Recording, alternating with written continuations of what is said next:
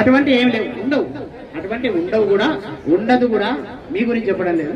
అటువంటి ఉండవు కూడా. అత్త కోడళ్ళు ఉంటారు, మామ అల్లుళ్ళు ఉంటారు, గెట్టు పంచాయతీలు ఉంటాయి. ఇవన్నీ నేను చెప్పే దాంట్లో ఉన్న వ్యవహారాలు. కాబట్టి ఎవరు కూడా అటువంటి వ్యవహారంలో ఉండొద్దని అందరము కలిసి భగవంతుని సేవలో తరిద్దాం. అందరం కలిసి ప్రేమమయమైనటువంటి జీవితాలను సృష్టించుకుందాం. ఎవ్వరము 1000 సంవత్సరాలు బ్రతకం. ఒకవేళ బతుకుదాం అనుకున్నాం అనుకోండి, ఎవడన్నా 150 ఏళ్ళు ఉన్ననుకోండి, వానికి ఇంటికి వచ్చి అడుగుతుంటాడు, ఇంకా 150 ఏళ్ళు ఉన్నాడు, వీనంతల వీడే పని చేసుకుంటుండా, వీడో పెద్ద మోసినట్టు. నిజంగా ఆయన పని చేసుకుంటుండా, బట్టలు ఉతుక్కుంటుండా, అన్నం తింటుండా అంటే వీడేం చేస్తుందా? ఆలోచన చేయండి. మనం 150 ఏళ్ళు ఉందామన్నా ఎవరు ఉండనియరు. ఉన్న సంవత్సరాన్నే చాలా జాగ్రత్తగా ఆయుష్ను మనం కాపాడుకుందాం. బ్రతకడం అందరూ బతుకుతారండి. పిల్లులు బతుకుతాయి, నల్లులు బతుకుతాయి, దోమలు బతుకుతాయి. బతకడము కాదు, జీవించడము మనం నేర్చుకుందాం. అది ఆంజనేయ స్వామి మనకు ప్రసాదించేటువంటి గొప్ప వరం అని తెలియజేస్తూ, వచ్చినటువంటి బ్రాహ్మణోత్తములకు, నాయకులకు, ఇక్కడి స్థానికమైనటువంటి సౌకర్యాలు సమకూర్చిన ఆంజనేయ శర్మ మొదలైనటువంటి కార్యనిర్వాహక సభ్యులకు, మరి అందరికి మించి ఏమి అక్కరలేకుండా వచ్చి సేవ చేసి, వడ్డన చేసి, వంట చేసి, కూరగాయలు కోసి నిన్న రాత్రి 1 గంట వరకు 1,00,000 తమలపాకుల మీద రామ్ రామ్ అని రాసినటువంటి ఆ భక్తులకు అందరికీ కూడా దివ్యమైనటువంటి ఆ భగవంతుని యొక్క ప్రేమతత్వం అందుగాక అని నారాయణ స్మరణ పూర్వకంగా భగవంతుని ప్రార్థిస్తూ 1 నిమిషం నామస్మరణ చేసుకొని తదుపరి భోజన ప్రసాద కార్యక్రమాలను తప్పనిసరిగా తీసుకోవాలి. ఇది ఒక నియమం కాబట్టి తొందర పడకుండా, తొందర పెట్టకుండా, భోజనాన్ని భోజనంగా తీసుకోకుండా ప్రసాదంగా, ఇంట్లో తింటే సాదం, దేవుని దగ్గర తింటే ప్రసాదం. కాబట్టి సాదా సీదా కాదు, ప్రసాదంగా తీసుకోవాల్సిందిగా అందరికీ తెలియజేస్తూ మళ్ళీ 1 నిమిషం నామస్మరణ చేసుకుందాం. శ్రీరామ జయ రామచంద్ర భగవానికి. విఐపీలు వచ్చినప్పుడు పక్క వాళ్ళని అలరి చేయకుండా చూసుకుంటూ నా దగ్గర దాకా రావాలి. వెళ్ళగా పక్క నుంచి భగవంతుడు అంటే ఎట్లా ఉంటాడు అని అనుకున్నా కదా. మన ఇంట్లో అద్దం ఉన్నది. అద్దం ముందు నువ్వు నిలబడ్డావు. నిలబడ్డప్పుడు నీ ఫేస్ కట్ దగ్గర నుంచి నీ వేష భాషలు, నీ మేకప్ అంతా చూపిస్తుంది. నీకు ఏమి తక్కువ ఉందో చూపిస్తుంది, నీవు ఏ విధంగా ఉన్నానో చూపిస్తుంది, నీవు ఏ విధంగా ఉండకూడదో మెసేజ్ ఇస్తుంది. ఒక్కసారి అద్దము నుంచి పక్కకు జరిగిన తర్వాత ఆ అద్దము నీ గురించి ఏమన్నా మెసేజ్ ఎవరికైనా ఇస్తుందా? చెప్పండి. అదే భగవంతుడు అండి, ఏమి లేదు. నీవు పరమాత్మ దగ్గర ఉన్నంతసేపు పరమాత్మ తత్వము నీలో కూడా వెలుగుతుంది. వెలిగిన తర్వాత ఏం చేయాలి? అద్దం ముందు నిలబడిన తర్వాత నువ్వు ఏం చేసినావు? అద్దములో చూసి నిన్ను నువ్వు సవరించుకొని ఏ విధంగా ఉన్నానో తెలుసుకొని వెలుగుతున్నావు. అద్దములో కనపడ్డ నువ్వు ఏమిటో తెలిసింది. అదే విధంగా పరమాత్మ దగ్గర నిలబడ్డప్పుడు పరమాత్మను చూసి, ఆ పరమాత్మ లోపల నువ్వు వెలుగుతున్నావని చూసి, ఆ మెసేజ్ను కనుక తీసుకొని నిజంగా ప్రవర్తిస్తే నీకు పరమాత్మకు వ్యత్యాసము లేనే లేదు. మనమే భగవంతునిగా మారే అవకాశం పూర్తిగా ఉంది. అటువంటి పరమాత్మ తత్వం మన యందు దయతో సహకార ఆంజనేయ స్వామిగా మన ప్రాంతంలో స్వయం వ్యక్తమైంది. ఇది ఉన్నాడు, అణువణువున అమ్మవారు ఉన్నారు. మరి ఇటువంటి దివ్యమైనటువంటి క్షేత్రంలో ఇంకా అనేక రకాలైనటువంటి సౌకర్యాలు చేయాల్సిన అవసరాన్ని ఇక్కడ అన్ని రకాల వ్యక్తులు ఉన్నారు. నేను ఎక్కువ తక్కువ చెప్పను కానీ నేను మళ్ళీ వచ్చేసరికి ఎవరి స్థాయిలో వాళ్ళు ఇక్కడ మంచి కళ్యాణ మండపం కావాల్సి ఉన్నది. బ్రహ్మాండమైన రీతిలో గొప్పనైన రీతిలో చాలా ఇవరకు జరిగినవి, మొదలు ఏమి లేకుండా మెల్లమెల్లగా వాటర్ ట్యాంకు అవి ఇవి అన్నీ అయినా కూడా ఇంకా ఇంకా ఇంకా కూడా సహకార ఆంజనేయ స్వామి దగ్గరికి వచ్చే భక్తులకు మీరు సహకారం చేయాల్సిన అవసరాన్ని గుర్తించుకొని మీరు చేసే సహకారానికి ఆయన సహకారం అందించాలని భగవంతుని అర్థిస్తూ ఒక నిమిషం నామస్మరణ చేసుకొని తదుపరి అందరూ భోజనం చేసి వెళ్ళాలి. మన భోజన నియమాలు మీకు తెలుసు. ఎవరు కూడా అమ్మా అందరూ కూడా కూర్చొని భోజనం చేస్తారు. ఇది మన నియమం. మా మదనరెడ్డి గారు చాలాసార్లు వచ్చారు. ఎన్నిసార్లు కూర్చొని వాళ్ళు ఇక్కడ వచ్చిన అమ్మ వస్తుంది చాలాసార్లు ఇవాళ వచ్చారు కూర్చొని భోజనం. కాబట్టి అందరం కూడా ఆ విధమైనటువంటి సంప్రదాయాన్ని దేవాలయాల్లో జరిగే కార్యక్రమాల్లో తప్పనిసరిగా కూర్చొనే భోజనం చేసే సంప్రదాయాన్ని మీరు మీ గ్రామాల్లో కూడా విస్తరింపచేయాలని ఈ సందర్భంగా తెలియజేస్తారు. ఎవరో తీసుకొచ్చి ప్రతిష్ట చేసింది కాదు, స్వయం వ్యక్తమైనటువంటిది, అంటే తనంతర తానుగా ఆవిర్భవించినటువంటి ఒక స్వరూపం. పరమాత్మ ఎప్పుడు స్వరూపం తీసుకుంటాడు, దాన్ని ఏమంటారు? అవతారము అంటారు. అవతారము అంటే తానున్న స్టేజ్ నుంచి కిందికి దిగడం పేరు అవతారం. అంతే కదా. మనమన్ని ఎత్తుకోవడానికి తాత వంగుతాడు చూడండి, దాని పేరు అవతారం. ఎందుకు? మనమని మీద ఉన్న ప్రేమతో ఎత్తుకున్నవాడు వంగినవాడు ఊరుకుంటాడా? ఎత్తుకొని మనమన్ని తనకంటే మీదికి చేస్తాడు. అది పరమాత్మ చేసేటువంటి లక్షణము పరమాత్మ. అందుకని పరమాత్మ యొక్క పూర్తి విశ్వాసం ఉండాలి. పూర్తి విశ్వాసం లేకపోతే ఏమవుతుంది?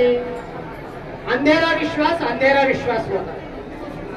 ఏదైతే హృదయమునందు పూర్తిగా విశ్వాసం ఉంటుందో ఆ విశ్వాసము పూర్తిగా ఫలిస్తుంది, తప్పకుండా ఫలిస్తుంది.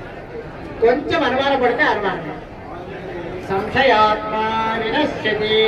ఎవరైతే సంశయంతో ఉంటారో వాళ్ళకు నాశనం వస్తుంది. కాబట్టి సంశయం పనికిరాదు. భగవంతుని విషయంలో అసలే పనికిరాదు. మరి దేవుడు అంటే ఏమిటి అని ఒక పెద్ద ప్రశ్న మనకు. Who is God? Where is God? What is God? Why should we pray God? ఇవన్నీ మనకు ఉన్నటువంటి డౌట్స్. నేను చెప్పేటువంటి ప్రతి అంశంలో ప్రతిసారి చెప్పేది, మనకు అన్న తమ్ముడు ఒకడున్నాడు. మన అన్న డౌట్, మనం ముట్ట కంటే ఒకే సెకండ్ ముందు డౌట్ పుడుతుంది. ఇక తర్వాత మనము, తర్వాత తమ్ముడు ఎవరు? అవిశ్వాసం. ఎందుకుది అంటారు. ఈ ఇద్దరి మధ్యన మనం నలిగిపోతుంటాం. మన జీవితాలు ఎట్లుంటాయో బాగా ఆలోచన చేసుకోండి. ఒక గొప్పవారి జీవితం ఎలా ఉంటుంది? గొప్పనైన వాళ్ళ జీవితము చాలా గొప్పగా ఉంటుంది అని యోగాన్ని కనిపిస్తుంది. బాబు అరే బాబు గొప్ప మహానుభావుడు. మరి అటువంటి స్వామివారు మరి సమయం చాలా ఎక్కువైంది కాబట్టి గురువు గారి అనుగ్రహ భాషను వినాలి. కాబట్టి ఈ పూజా ఫలమంతా కూడా ప్రపంచంలో ఉన్న ప్రతి కుటుంబానికి వచ్చి అందరూ కూడా సుఖ సంతోషాలతో ఉండాల్సిందిగా స్వామివారు భగవంతుని ప్రార్థించాలని కోరుతూ, సకాలానికి వర్షాలు పడి పాడి పంటలన్నీ సస్యశ్యామలం ఉండి పశువులుండి అన్ని కుటుంబాలు సుఖంగా సంతోషంగా ఉండాల్సిందిగా భగవంతుని ప్రార్థిస్తూ గురువుగారి పాదపద్మాలకు శతకోటి ప్రణామములతో శ్రీరామదూతాయ శ్రీకృష్ణానంద పర్యాప్తం శారదా క్షేత్ర సుస్థితం వందే వందారు మందారమిందిరానంద కందళం అమందానంద సందోహ బంధురం సింధురాననం వాగర్థావివ సంపృక్తౌ వాగర్థ ప్రతిపత్తయే జగతః పితరౌ వందే పార్వతీ పరమేశ్వరౌ వాగీశాయస్య వదనే లక్ష్మీర్యస్య చ వక్షసి యస్యాస్తే హృదయే సంవిత్ నృసింహమహం భజే రామచంద్రాయ వేధసే రఘునాథాయ నాథాయ సీతాయాః పతయే నమః మనోజవం మారుతతుల్యవేగం జితేంద్రియం బుద్ధిమతాం వరిష్ఠం శ్రీరామదూతం శిరసా నమామి.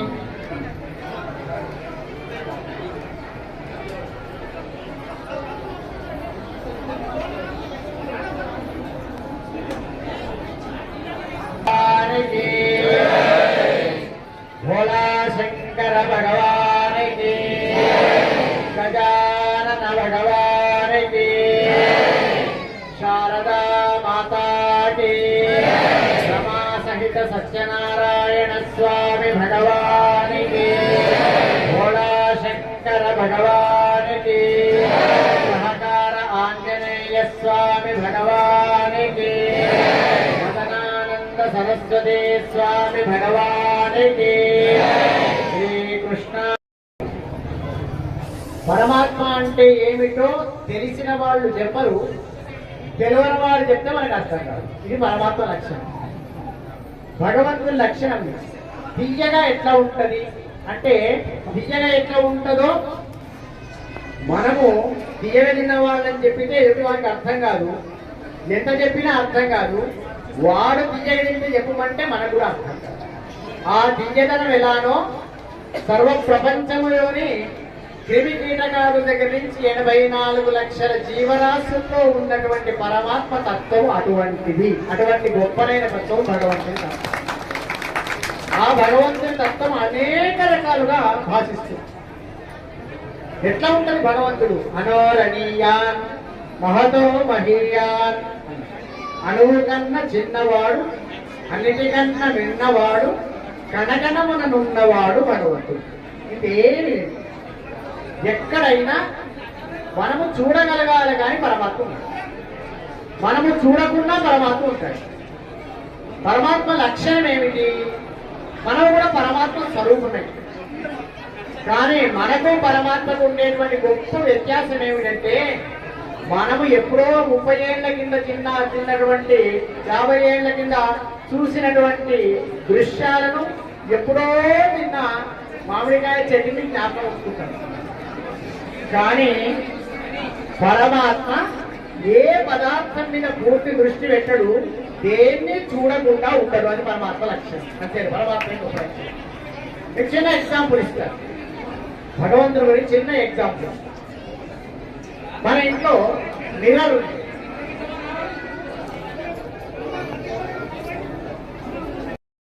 విరాజుతున్నటువంటి పుణ్యమూర్తులైనటువంటి గురుమూర్తులైన శరణారవిందములను నమస్కరిస్తూ,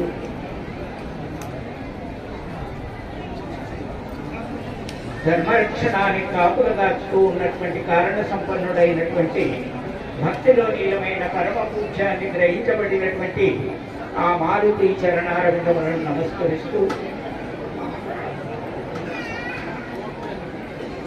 ఆత్మభాండవులైనటువంటి బంధువులందరికీ కూడా, పండితులందరికీ కూడా నమస్కరిస్తూ, పరమ సంతోషాన్ని అందించబడేటటువంటి యొక్క పునీతులందరికీ కూడా పరమానందాన్ని కలిగజేయమని ఆ స్వామిని కోరుతూ, గురుదేవుని కూడా కోరుకుంటూ, నా విన్నపాన్ని చిన్నగా, స్వామి చాలా ఉన్నది, చాలా చెప్పవలసింది, ఏదో నేను కొంచెమే మాట్లాడగలుగుతాను కాబట్టి ఆ కొంచెములో ఉన్నటువంటి ధర్మాన్ని మా గురుదేవులు ఇచ్చినటువంటి యొక్క భాగ్యం అనేటటువంటి యొక్క ధర్మంతో మీ అందరికీ తెలియబడడం జరుగుతుంది. ఆత్మబాంధవులారా, పరమాత్మ పట్ల త్రికరణమైన మనసును కలగాలనేటటువంటి ధర్మం కోసము మాధవానంద స్వామి వారు మనకందరికీ సేవ అప్పగించారు. మరి ఈ సేవలో మనం ఎటువంటి ధర్మాన్ని ఉపయోగించామో మరి ఇప్పటి వరకు చెప్తుంటే అప్పుడప్పుడు విన్నాను నేను. మరి ఈ సేవలో ధర్మాన్ని ఏ విధంగా చేసుకుంటే ఆ విధంగా పుణ్యఫలం మిగులుతుంది అనేటటువంటి ధర్మాన్ని మాధవానంద స్వామి వారు మనందరికీ అందించినటువంటి భాగ్యం.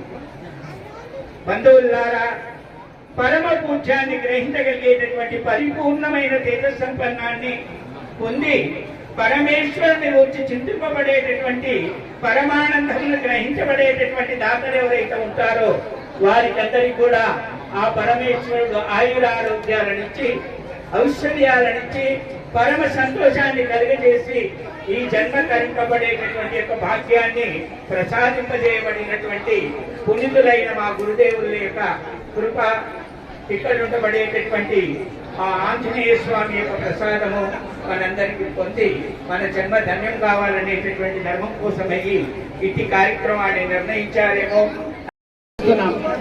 భగవంతుడంటే ఏమిటి అని. భగవంతుడంటే ఏమిటి అంటే నేను అడుగుతాను, నువ్వంటే ఏమిటి అని ఒక ప్రశ్న వేస్తాను. నేనంటే ఏమిటి అంటే నేనంటే ఏమిటో చెప్పలేము. ఎలా? రమణ అద్దాలు పెట్టుకున్నాడు. ఏమయ్యా ఏంటి అంటే నా అద్దాలు అన్నాడు. షర్టు వేసుకున్నాడు. ఇది ఏమిటి అంటే నా షర్టు అన్నాడు. ప్యాంటు వేసుకున్నాడు. ఇది నా ప్యాంటు అన్నాడు. ఇది నా కారు అన్నాడు. ప్యాంటు, షర్టు, అద్దాలు, కారు ఎట్లా వచ్చినాయో ఇది ఏమిటి అని అడిగిన అనుకోండి, ఇది నా చెయ్యి, ఇది నా ముక్కు అంటే అవి ఎలా ఎక్స్టర్నల్ గా ఆర్గాన్స్ గా ఉన్నాయో, ఎక్స్టర్నల్ ఫ్యాక్టర్స్ గా అవి ఉన్నాయి, ఎక్స్టర్నల్ ఆర్గాన్స్ గా ఈ శరీరం ఉంది. ఈ అన్నిటినీ చూపించేటటువంటి తత్వం లోపల ఒకటి ఉంది, దాని పేరు దేవుడు. మీరు దేవుని యొక్క అడ్రస్ చూసుకోండి. భగవంతుడంటే ఎవరు? భగవంతుడంటే ఎవరో కాదు. భగవంతుడి గురించి బాగా ఆలోచన చేయద్దు. కళ్ళతోటి చూస్తున్నాం, ఈ ఫలాని వ్యక్తి, ఫలాని వస్తువా అని ఎవరు చెప్తున్నారు చెప్పండి మీకు? ముక్కుతో వాసన చూస్తున్నారు, ఇది బ్యాడ్ స్మెల్, గుడ్ స్మెల్ ఎవరు చెప్తున్నారు చెప్పండి? తర్వాత రుచి చూస్తున్నాం, ఇది బాగుంది బాగలేదు ఎవరు చెప్తున్నారు? మనమని ఎత్తుకున్నావు, వాని యొక్క ఎత్తుకున్నప్పుడు నీకు ఆనందం కలిగింది. ఎక్కడ ఆనందం కలుగుతుంది చెప్పండి ఒకసారి? ఆ ఆనందం ఈ కళ్ళతో, ముక్కుతో, నోరుతో, జ్ఞానేంద్రియాలతో చూస్తున్నటువంటి ప్రతి అంశాన్ని ఆనందంగా మనకు అందించేటువంటి వాడి పేరే దేవుడు. ఆయన ఎక్కడనో లేడు, మన లోపల ఉన్నాడు. మనం ఏం చేస్తున్నామంటే జస్ట్ ఫర్గెటింగ్ లాగా ఉండవు, మరిచిపోయినట్టుగా ఉండవు. ఇగ్నోరెన్స్ ఉంటుంది మన దగ్గర. Ignorance very danger. ఇగ్నోరెన్స్ పనికిరాదు ఎప్పుడు కానీ. మర్చిపోయినట్టు మర్చిపోతే పర్వాలేదు. దేవుని గురించి ఏం చేస్తామంటే మనం మర్చిపోతాం. ఏ విధంగా ఉంటామంటే, ఒక వ్యక్తి చిన్న పిల్లవాడు నాడు, ఆ అమ్మకు చిన్న కొడుకున్నాడు. ఆ చిన్న కొడుకును బాగా తయారు చేసిన తర్వాత బయటకు